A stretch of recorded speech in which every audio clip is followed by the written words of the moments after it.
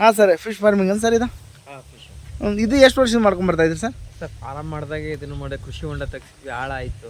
ಹ್ಞೂ ರೀ. ಸೊ ಇದು ಸುಮ್ಮನೆ ಯಾಕೆ ವೇಸ್ಟ್ ಮಾಡಬೇಕು ಅಂತ ಅಂದ್ಬಿಟ್ಟು ಇದರ ಬೋರ್ವೆಲ್ಲಿಂದ ನೀರು ಡಂಪ್ ಮಾಡ್ತೀವಿ. ಹ್ಞೂ ಸರ್. ಮತ್ತು ಇದರಿಂದ ಅಡಿಕೆ ತೋಟ ಕೆಳಗಡೆ ಕಾಣುತ್ತಲ್ಲ, ಇದೇ ನೀರು ಅಡಿಕೆ ತೋಟಕ್ಕೆ ಕಳಿಸ್ತೀರಾ? ಇದು ಮಾಡ್ತೀವಿ.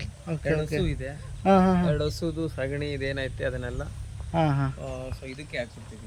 ಹೌದಲ್ರಿ? ಹಾಂ ಹಾಂ ಹಾಂ ಹಾಂ ಅದೊಂದು ದಿವಸ ಹಂಗೆ ನೆನೆಸ್ಬಿಟ್ಟು ನೀರಲ್ಲಿ ಡ್ರೈ ಮಾಡಿ ಹ್ಞೂ ಹ್ಞೂ ಅದಕ್ಕೆ ಸ್ವಲ್ಪ ಯೂರಿಯಾ ಹಾಕಿ ಸಣ್ಣ ಸಣ್ಣ ಹುಳ ಬರುತ್ತೆ. ಹ್ಞೂ ಸರ್.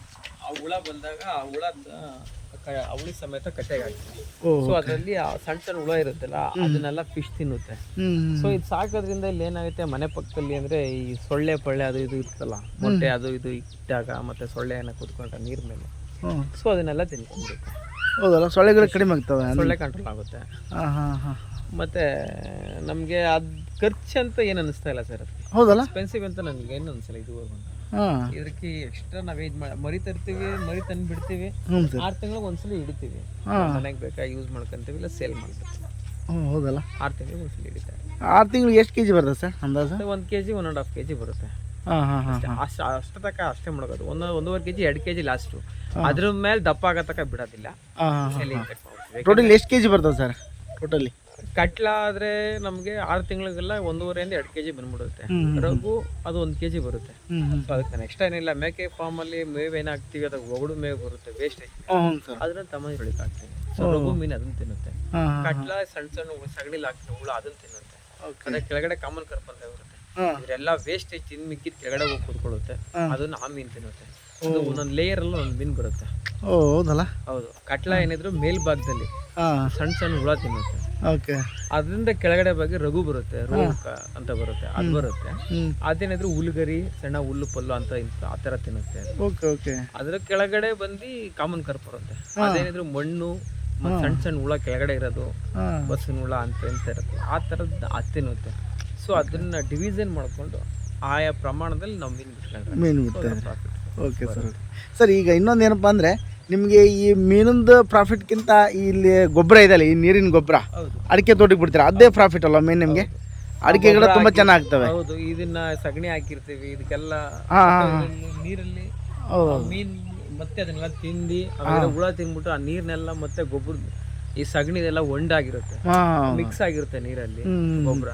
ಅದೇ ನೀರ್ನ ನಾವು ತೋಟಕ್ಕೆ ಡಂಪ್ ಮಾಡ್ತೀವಿ ಅಡಿಕೆ ತೋಟಕ್ಕೆ. ಅದ್ರಲ್ಲಿ ಎಲ್ಲಾ ತರ ಬೆಳೆ ಹಾಕ್ತಿವಿ. ಅಕ್ಸೆ ಇದೆ ನೋಡಿ, ಅಕ್ಸೆ ಹಾಕಿದೀವಿ, ಇದೆ ಅದ್ರ ಮಧ್ಯೆ ಬೇಲಿ ಮೆಂತೆ ಇದೆ, ಎಸ್ ಇದೆ. ಸೊ ಅದನ್ನೇ ಕಟ್ ಮಾಡ್ತೀವಿ, ತಗೊಂಡ್ಬರ್ತೀವಿ, ಮೆಕ್ಕೆಗೆ ಹಾಕ್ತಿವಿ.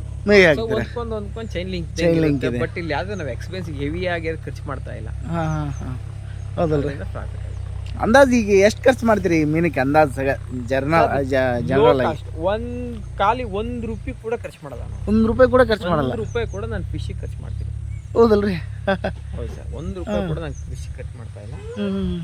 ಅಲ್ಲಿ ಏನು ವೇಸ್ಟೇಜ್ ಏನಿರುತ್ತೆ ಅದು ಹಾಕ್ತೀನಿ, ಅದು ತಿನ್ನುತ್ತೆ ಬರುತ್ತೆ ಅಷ್ಟೇ. ಹೌದಲ್ಲ? ಅದು 6 ತಿಂಗಳಿಗೆ ಒಂದ್ಸಲಿ ಹಿಡಿತಾ ಇರ್ತೀನಿ, ಸೇಲ್ ಮಾಡ್ತೀನಿ. ನನಗೆ ಎಷ್ಟು ಬೇಕೋ ಅಷ್ಟು ನಾನು ತಿನ್ನಕ್ಕೆ ಬೇಕಾದ್ರೆ ಇಟ್ಕೊಂಡು ತಿಂತೀವಿ, ಸೇಲ್ ಮಾಡ್ತೀನಿ. ಅಂದಾಜು ಎಷ್ಟು ಆದಾಯ ಸರ್ 6 ತಿಂಗಳು ಮೀನಿನಿಂದ? 6 ತಿಂಗಳಿಗೆ ಮಿನಿಮಮ್ ಅಂದ್ರೆ ಒಂದು 50ರಿಂದ 1 ಲಕ್ಷ ತನಕ ರೀಚ್ ಆಗ್ತಾ ಇದೆ. 50ರಿಂದ 1 ಲಕ್ಷದವರೆಗೆ ರೀಚ್ ಆಗುತ್ತೆ. ಅದು ಲೋಕ ನಮ್ಗೆ ಇನ್ವೆಸ್ಟ್ಮೆಂಟ್ ಇಲ್ಲ.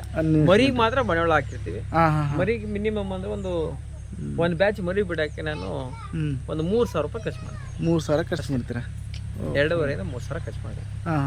ಅದು ಬಿಟ್ಟು ಅದು ಬೆಳೆಯಕ್ಕೆ ಸಾಕೋಕ್ಕೋಸ್ಕರ 1 ರೂಪಾಯಿ ಕೂಡ ನಾನು ಖರ್ಚು ಮಾಡಲ್ಲ. ಇಲ್ಲೇ ಚೈನ್ ಲಿಂಕ್ ಥರ ಏನು ವೇಸ್ಟೇಜ್ ಇರುತ್ತೆ ಅದನ್ನ ಹಾಕ್ತೀನಿ, ತಿಂದು ಬೆಳೀತದೆ. ಅದ್ರದ್ದು ನೀರು ಮತ್ತೆ ತೋಟಕ್ಕೆ ಹೊಡಿತೀನಿ, ನನಗೆ ಅಲ್ಲೂ ಪ್ರಾಫಿಟ್.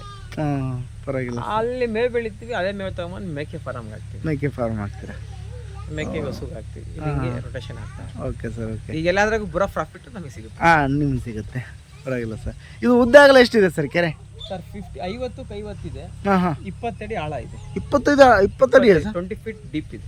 ಅಷ್ಟು ಡೀಪ್ ಇರಬಾರ್ದಂತಲ್ಲ ಸರ್ ಮೀನು ಸಾಕಾಣಿಕೆ? ಕೆಲವೊಬ್ರು ಹೇಳ್ತಿರ್ತಾರೆ ಇದ್ದೇ ಇರುತ್ತೆ. ಏಕೆ ಅಂತಂದ್ರೆ ಇಲ್ಲಿ ದೊಡ್ಡ ಅಗಲ ಇದ್ರೆ ಆ ಟೆಂಪ್ರೇಚರು ಮೇಂಟೈನ್ ಆಗುತ್ತೆ ನೀರು ಜಾಸ್ತಿ ಇದ್ದಾಗ. ಸೊ ನಮ್ ಕಡಿಮೆ ನೀರಿದ್ದಾಗ ಟೆಂಪ್ರೇಚರ್ ಮೇಂಟೈನ್ ಆಗಲ್ಲ, ಬೇಗ ಶಾಖ ಹೀಟ್ ಆಗ್ಬಿಡುತ್ತೆ. ಬೇಸಿಗೆ ಒಳಗೆ ಹೀಟ್ ಆದ್ರೆ ನಮ್ದು ಕಟ್ಲ ಇರುತ್ತಲ್ಲ, ಕಟ್ಲ ಮತ್ತೆ ರಘು ಡೆತ್ ಆಗ್ಬಿಡುತ್ತೆ ನೀರು ಹೀಟ್ ಆದಾಗ. ಸೊ ಸೊ ಕೂಲ್ ಆಗಿದ್ರೆ ಇದಾಗುತ್ತೆ. ನೀವು ಈಗ ಡೀಪ್ ಜಾಸ್ತಿ ಇರೋದ್ರಿಂದ ಬೇಗ ಹೀಟ್ ಆಗಲ್ಲ. ಹಾಂ ಅಕಸ್ಮಾತ್ ಬೇಗ ಹೀಟ್ ಆಯ್ತು ಅಂದ್ರೆ ಮೀನು ಸ್ವಲ್ಪ ಕೆಳಗೆ ಹೋಗಿ ಆಟ ಆಡ್ಕೊಂಡು ಮತ್ತೆ ಮೇಲೆ ಬರುತ್ತೆ. ಓಕೆ. ಹಾಗಾಗಿ ಈ ಥರ ಇದು ಮಾಡ್ಕೊಂಡಿದ್ದೀರಿ. Okay sir. ನಮ್ಮ ಬೋರ್ವೆಲ್ ಒಂದು ದಿವಸ ಕೆಟ್ಟೋಯ್ತು, ಒಂದು ವಾರ ರೆಡಿ ಆಗಿಲ್ಲ ಅಂದ್ರೂ ನೀರು ಸ್ಟಾಕ್ ಇದೆ. ನೀರು ಸ್ಟಾಕ್ ನೀರಿಲ್ಲ ಅಂದರೆ ಮೀನೇ ಇರಲ್ಲ. ಹಾಂ ಹೌದು ಹೌದು. ಹಾಗಾಗಿ ಚೆನ್ನಾಗಿ ಮಾಡ್ಕೊಂಡೆ. ಇಪ್ಪತ್ತಡಿ ಹಾಳಾಯ್ತು. Okay sir. ಮೀನಿನ ಬಗ್ಗೆ ಮತ್ತು ಶಿಪ್ ಫಾರ್ಮಿಂಗ್ ಬಗ್ಗೆ ಒಳ್ಳೆ ಮಾಹಿತಿ ಕೊಟ್ಟಿದ್ದೀರಿ ಸರ್. ತಮ್ಮ ಉತ್ಪೂರ್ವಕ ಧನ್ಯವಾದಗಳು ರೀ.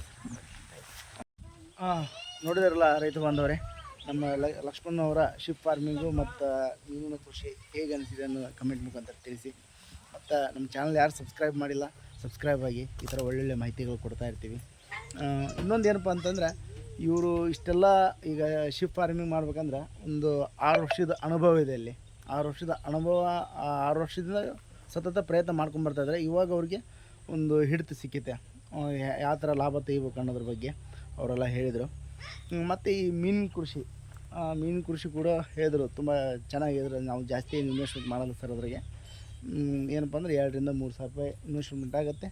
ಏನಂದ್ರೆ ಒಂದು 6 ತಿಂಗಳು ಒಂದು 50ರಿಂದ ಒಂದು 1 ಲಕ್ಷದವರೆಗೆ ಆದಾಯ ಆಗುತ್ತೆ ಅಂತ ಹೇಳಿದರು. ಈ ಕೃಷಿ, ಇವರ ಒಂದು ಕೃಷಿ ಇದೆಯಲ್ಲ, ಬೇರೆಯವ್ರಿಗೆ ಒಂದು ಪಾಠ ಆಗುತ್ತೆ. ಇವರ ಅನುಭವ ಇನ್ನೊಬ್ಬರಿಗೆ ಲಾಭದಾಯಕ ಆಗುತ್ತೆ. ಅದಕ್ಕೋಸ್ಕರ ಯಾರು ಶಿಪ್ ಫಾರ್ಮಿಂಗ್ ಆಯಿತು ಮತ್ತು ಮೀನಿನ ಕೃಷಿ ಮಾಡ್ತಾರಂತಾರೋ ಅವ್ರಿಗೆ ಒಳ್ಳೊಳ್ಳೆ ಅವ್ರಿಗೆ ಕಳಿಸಿ, ನಿಮ್ಮಿಂದ ಅವ್ರಿಗೆ ಕೂಡ ಹೆಲ್ಪ್ ಆಗುತ್ತೆ ಅಂತ ಹೇಳ್ತಾ ಮತ್ತೆ ಮುಂದಿನ ಸಿಗೋಣ. ರೈತ ಬಾಂಧವರೇ, ಎಲ್ಲರಿಗೂ ನಮಸ್ಕಾರ.